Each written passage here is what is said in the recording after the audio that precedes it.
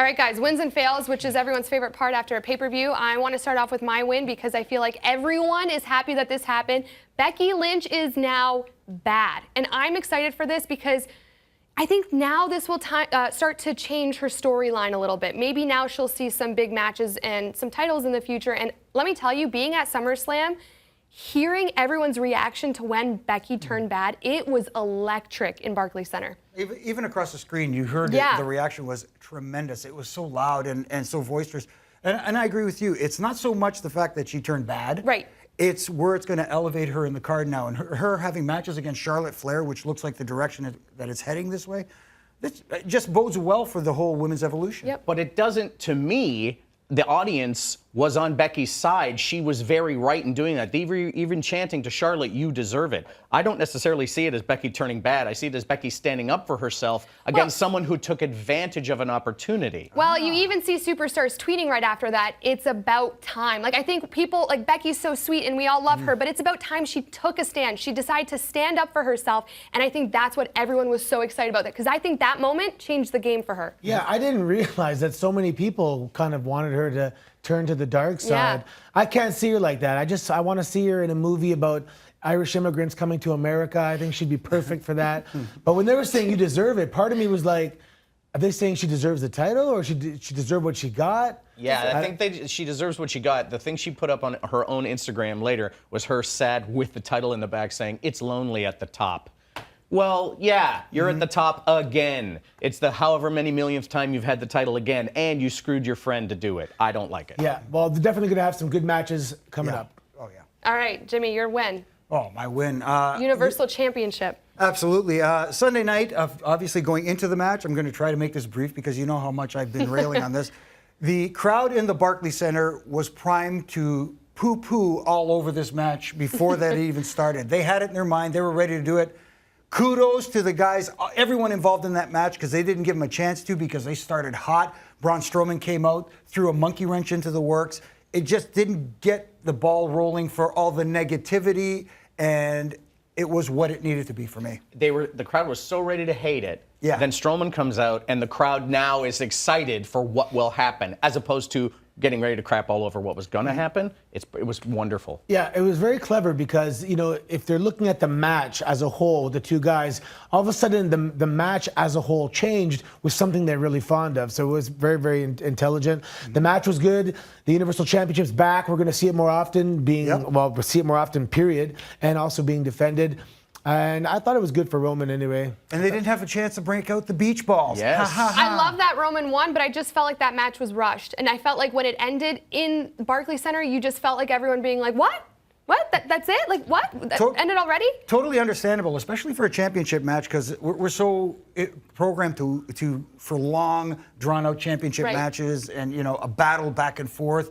This wasn't exactly that, but I think it was what it needed to be in this situation. Completely agree. Yeah, absolutely. Last night, Roman did something very interesting. I just want to touch on it briefly. He made a joke to Baron Corbin about his career. And just to see him making a joke was like a little crack in that cool, tough guy facade that we always see. And we need to see more of that. You can't be cool guy all the time. All right, now your win has to deal with Daniel Bryan and The Miz. Yes, it was a perfect, wonderful Act 1 closer to what I hope will be lots of matches going forward. I love The Miz winning. I love Daniel Bryan coming out and saying you got to have and how he won. The Miz this won is why I loved it so much, amazing. because the two things Daniel Bryan was always saying, you got to have heart. Heart will get you through a match. Well, not if you don't have brains, pal. The Miz outsmarted you. Second of all, you said how much you wanted to punch Miz in the face. He beat you with a punch in the face. Perfect. Yeah, so I'm going to switch hats here. I, as a coach, okay, in the match, you can build up a punch to the face. And now if you're going to verbally build it up, you know, with pre-tapes and interviews and social media, all about this punch to the face, that has to be at the end of the match. That has to be what you're aiming for, and that should be the apex of the storyline. He goes for the punch. Miz gets out of the way. He goes for the punch. Miz blocks it. Puts his wife in front of it, whatever, until that finally, that crescendo, punch in the face, and then the finish should happen there. So the punch in the face from Daniel Bryan came really early, and then it just got watered down and diluted by so many punches in the face. So that was your fail for the pay-per-view, correct? What my fail was the punch in the face storyline being thrown away, and when you finally had something actually, just like this match had a long, slow build, they actually had a sub-story within the story of the punch in the face story. And then they just threw that away, and then they just did so many punches, like, they just threw it away. I'm going to change gears really quick because get the coach's hat off and go back to what Nug was saying. I want to see this drawn out a lot longer. Yes. What I want to see is not a rematch. What I want to see is Daniel Bryan beg for a rematch, want to get it back, want to get back at The Miz, and The Miz says, I beat you. Yeah. I don't have to face you again. Why? Little inside baseball here, really quick.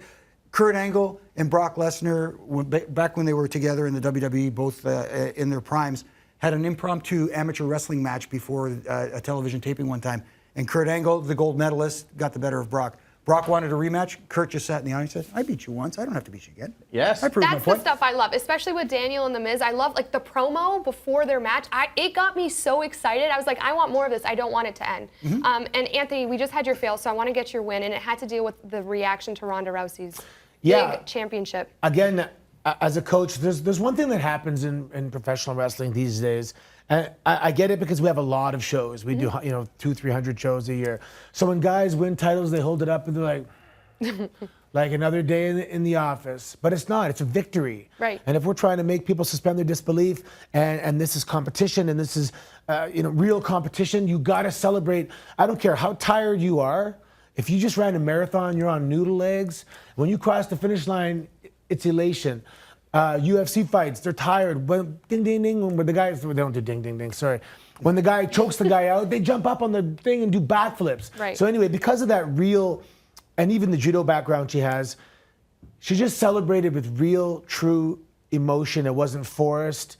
And also, I just think it's great for her to win the championship. She's like an icebreaker. This match for me was almost honorable mention because I thought it was the way they executed it was amazing. Like they're trying to make Ronda look invincible, which she is.